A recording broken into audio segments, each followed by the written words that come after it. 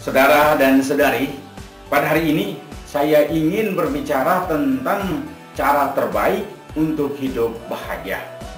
Ini adalah sebuah refleksi rohani berdasarkan surat pertama Rasul Santo Paulus kepada jemaat di Tesalonika, bab 5.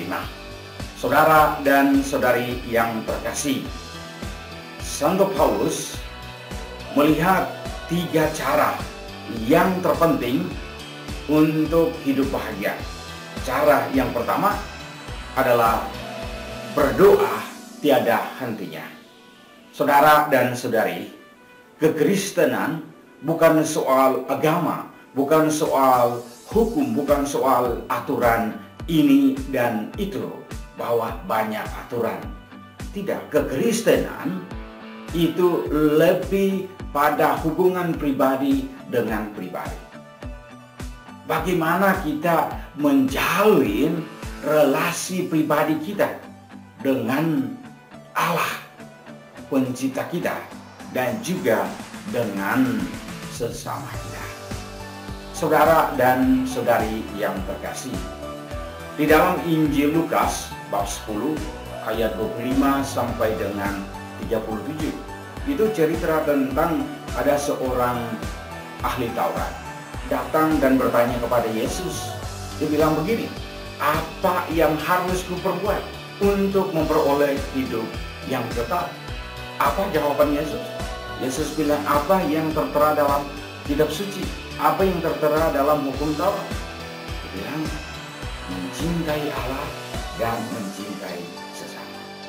Saudara dan saudari yang terkasih dalam Kristus, bagaimana kita menjalin relasi yang sehat, yang serasi, yang harmoni, dan yang intim dengan Allah? Saudara dan saudari yang terkasih, kita berdoa.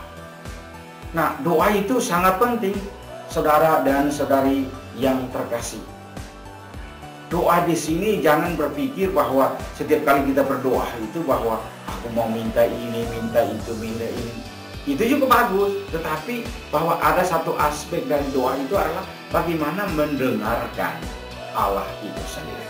Jadi saudara dan saudari, itu adalah sebenarnya percakapan yang intim antara dua hati, di mana mengungkapkan perasaan kita kepada Allah, dan Allah di sanalah mengungkapkan cintanya yang tak henti-hentinya untuk kita. Berarti kita harus juga menyediakan waktu untuk mendengarkan Allah itu sendiri. Jadi saudara dan saudari yang terkasih, Santo Paulus menegaskan di sini bahwa kita berdoa itu berapa kali? Dia bilang tidak, itu harus tidak henti, tak pernah berhenti. Kita harus berdoa terus.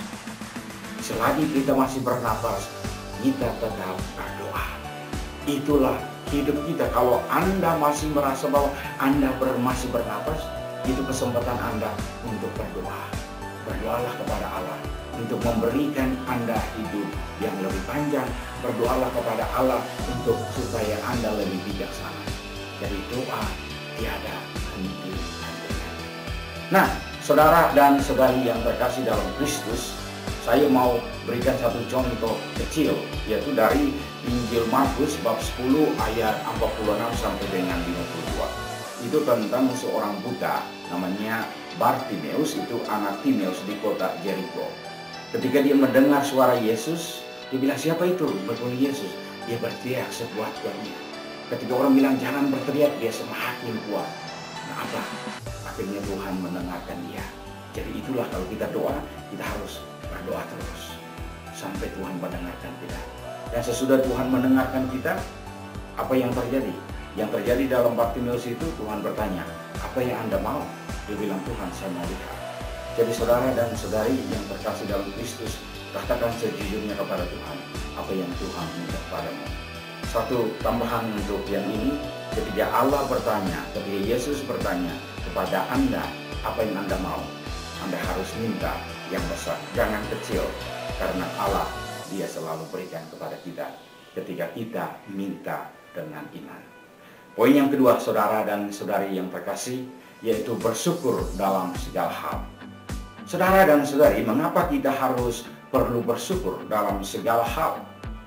Karena saudara dan saudari, Santo Paulus dia katakan bahwa inilah kehendak Allah. Jadi bersyukur itu adalah kehendak Allah. Bersyukur dalam segala hal. Bukan hanya hal yang baik, tetapi juga hal yang jahat. Kadang-kadang kita jatuh itu ke dalam hal yang tidak baik.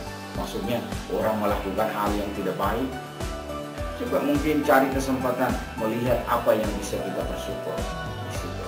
Jadi bersyukur dalam segala hal. Saudara dan saudari yang terkasih dalam Kristus, Santo Paulus bilang begini, bersyukur itu adalah kehendak Allah. Nah, saudara dan saudari, dia bilang bersyukur itulah kehendak Allah di dalam Yesus Kristus. Untuk siapa? Untuk kita. Jadi bersyukur itu adalah kehendak Allah di dalam Yesus Kristus untuk kita. Jadi saudara dan saudara yang terkasih dalam Kristus, di dalam Injil Lukas bab 17 ayat 11 sampai dengan 12, ini yang sangat penting, bahwa bersyukur itu adalah langkah pertama untuk menerima banyak hal lagi, untuk mendapatkan banyak kemurahan Allah di dalam hidup kita.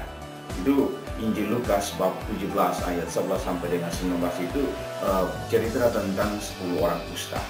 Mereka berdiri dan kemudian mendengar kata Tuhan. Akhirnya mereka berseru kepada Tuhan, dan Tuhan bilang, pergilah, tunjukkanlah Anda kepada iman yang palsu. Dan ketika mereka sedang berjalan, ternyata mereka memperoleh kesembuhan. Hanya satu orang yang kembali. Nah, orang yang kembali itu dia bersyukur kepada Yesus. Dan Yesus katakan kepada dia bahwa pergilah karena imanmu telah menyelamatkan Anda, telah menyelamatkan engkau. Jadi itu saya bilang apa? Bersyukur itu adalah langkah pertama untuk menerima yang lebih banyak lagi.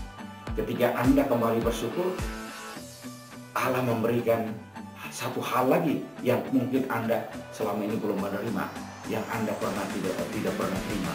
Itu seperti orang kusta tadi, bahwa dia sudah memperoleh kesembuhan jasmani, dan kemudian kembali lagi kepada Allah, dia menerima lagi apa?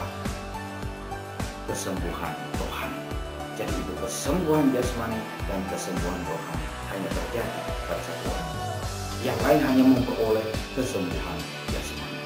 Tetapi yang kembali kepada Allah dan bersyukur, dia memperoleh kesembuhan yang kedua, yaitu kesembuhan rohani. Itu yang kita harus buat. Jadi saudara dan saudara yang terkasih. Nah, kita masuk kepada poin yang ketiga. Poin yang ketiga bilang apa? Itu adalah berbuat amal dan singkirkan yang jahat. Santo Paulus dia bilang begini, peganglah yang baik, jauhkanlah yang jahat. Nah, saudara dan saudari, kalau Anda bertanya kepada saya, kapan kita harus berbuat baik? Saya bilang saat ini. Saat sekarang adalah saat yang paling istimewa untuk Anda berbuat baik. Jangan tunggu sampai kaya bisa membagi sesuatu hal kepada orang lain. Jangan tunggu Anda baik dulu baru bisa membantu. Bantu sekarang.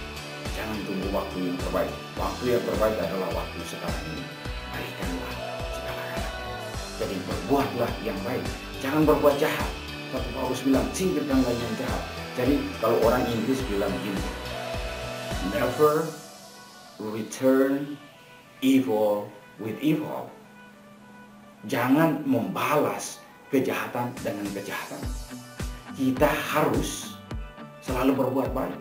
Itu ketika dalam kitab suci Yesus katakan gitu. Ketika orang berbuat jahat, berdoalah bagi orang yang berbuat jahat kepada Anda. Ketika Anda tiba orang tidak membantu Anda, bantulah mereka lebih dulu. Artinya orang bisa membantu Anda. Jadi itulah saudara dan saudari yang terkasih dalam Kristus. Saya melihat refleksi ini dari perspektif Rasul Santo Paulus. Itu ada 3 cara. Berdoa tiada henti-hentinya, bersyukur dalam segala hal, dan berbuat amal dan singkirkan yang jahat. Saudara dan saudari yang terkasih, akhirnya saya berdoa semoga 3 cara ini bisa membantu Anda untuk memperoleh hidup bahagia. Terima kasih.